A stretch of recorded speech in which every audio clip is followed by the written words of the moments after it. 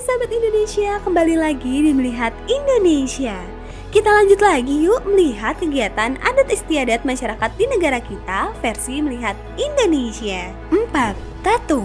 Menikmati festival tatung di kota Singkawang, bak menikmati pertunjukan mistis yang hadir di dunia nyata. Sehingga meski perhelatan ini digelar di kota kecil, namun dikenal hingga mendunia. Setiap tahun saat perayaan Cap Gomeh, kota Singkawang Kalimantan Barat selalu ramai pengunjung. Ratusan ribu warga dan wisatawan dari dalam maupun luar negeri berbondong-bondong menyaksikan festival tatung sebagai puncak perayaan Cap Gomeh yang digelar 15 hari setelah perayaan Tahun Baru Imlek tersebut.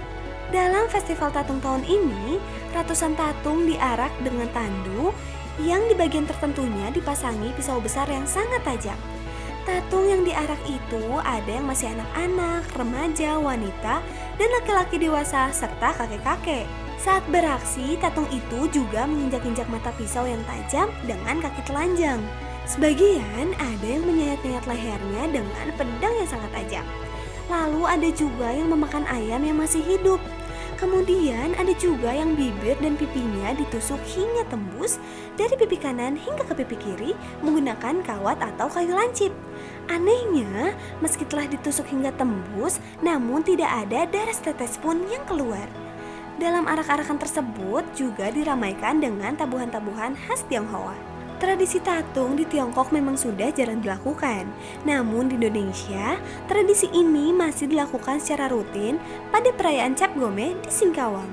5. Bakar tongkang. Ritual bakar tongkang menjadi tradisi unik yang melegenda bagi masyarakat Tionghoa di Bagan Siapi-api, Rokan Hilir, Riau. Tradisi tersebut syarat akan budaya Tionghoa yang masih melekat sejak ratusan tahun lalu dan menjadi salah satu wisata andalan Bumi Lancang Kuning. Awalnya, transmigrasi masyarakat Tionghoa ke Riau menjadi asal mula adanya budaya tersebut. Ritual bakar tongkang adalah ritual tahunan masyarakat di Bagan Siapi-api yang telah terkenal di mancanegara dan masuk ke dalam kalender visit Indonesia.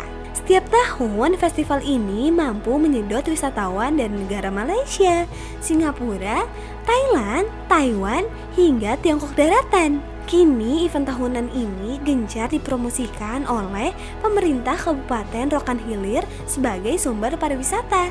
Tetapi juga menyangkut asal-usul atau sejarah lahirnya Bagan Siapi-api Kabupaten Rokan Hilir.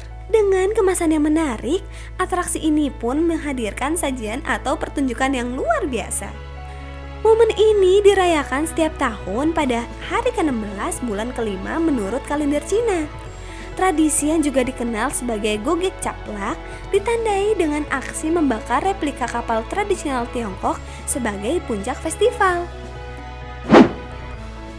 6. Pasola. Umumnya, perang merupakan sebuah hal yang sangat dihindari. Tak dapat dipungkiri bila peperangan menyebabkan banyak penderitaan. Tetapi ada beberapa perang di Indonesia yang justru ditunggu-tunggu dan rutin digelar loh. Pasola misalnya. Tenang, Pasola bukan seperti perang pada umumnya. Perang Pasola merupakan sebuah ritual adat yang selalu diadakan setiap tahunnya di Indonesia Timur, tepatnya di Sumba Barat, Nusa Tenggara Timur. Tradisi ini diadakan setiap bulan Februari atau Maret. Namun tanggal pastinya yang akan menentukan ialah seorang rato atau tokoh adat. Pasola diadakan dalam rangka merayakan musim panen serta memohon pengampunan. Dalam tradisi ini, wisatawan bisa menyaksikan langsung atraksi perang tombak antar suku dengan menunggang kuda. Tombak yang digunakan juga bukan tombak yang tajam, namun tetap saja akan ada yang terluka, entah kuda tunggangan ataupun para peserta Pasola. Sebelum pelaksanaan ritual Pasola, masyarakat Sumba Barat melakukan tradisi nyale terlebih dahulu. Pada tradisi ini, masyarakat memancing cacing laut di tepi pantai. Tradisi ini dilakukan saat bulan purnama berlangsung. Tanpa mendapatkan nyale, Pasola tidak dapat diberlangsungkan. Pasola diadakan di tanah lapang yang sangat luas. Perang antar suku ini biasanya melibatkan 50-100 peserta. Masing-masing peserta menunggang kuda sambil membawa tombak bambu berukuran 1,5 meter. Tombak bambu yang digunakan memang tidak tajam, namun tetap saja bisa menyebabkan korban jiwa. Mereka akan beradu di atas kuda yang dipacu kencang sambil mengayunkan tombak masing-masing hingga lawan terjatuh. Uniknya, setiap tetes darah yang jatuh akibat peperangan ini justru dianggap bisa membawa berkah. Semakin banyak darah yang jatuh ke tanah, semakin subur pula tanah mereka. Suara teriakan dan semangat dari peserta bagaikan musik yang mengiringi jalannya tradisi ini.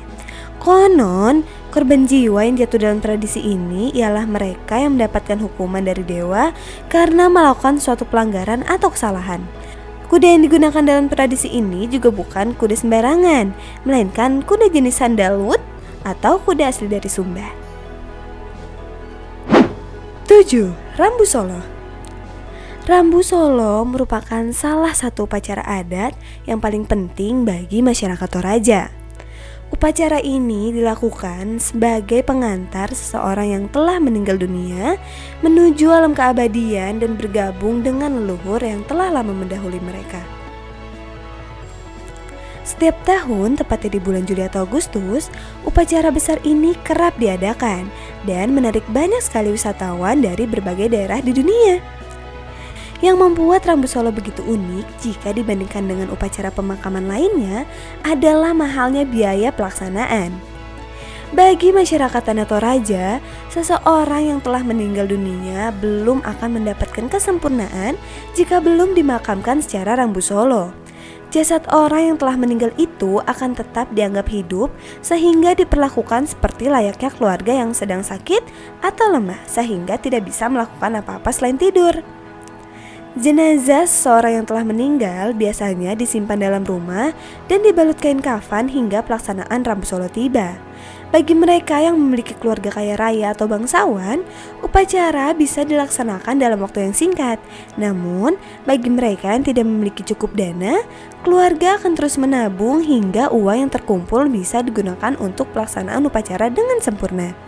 Acara utama dari Rambu Solo berlangsung dalam 2 tahapan besar. Pertama adalah upacara yang dilaksanakan di halaman rumah yang meninggal dunia dan yang kedua dilaksanakan di lapangan besar. Pada tahap pertama, keluarga akan memindahkan letak jenazah. Dari sini, jenazah sudah dianggap meninggal dunia. Selanjutnya, keluarga yang meninggal akan menerima tamu-tamu yang datang dengan membawa sumbangan baik uang maupun barang. Akhir dari tahap pertama ini ditandai dengan penyembelihan babi atau kerbau, lalu memasukkan jenazah ke dalam kotak.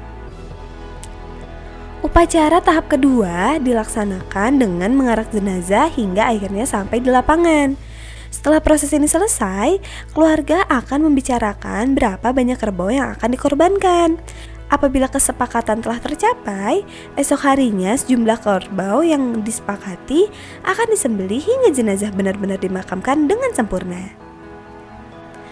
Nah sahabat Indonesia, ternyata banyak sekali ya ragam kegiatan adat istiadat unik yang berada di negara kita.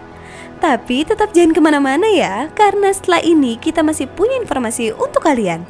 Jadi tetap di Melihat Indonesia.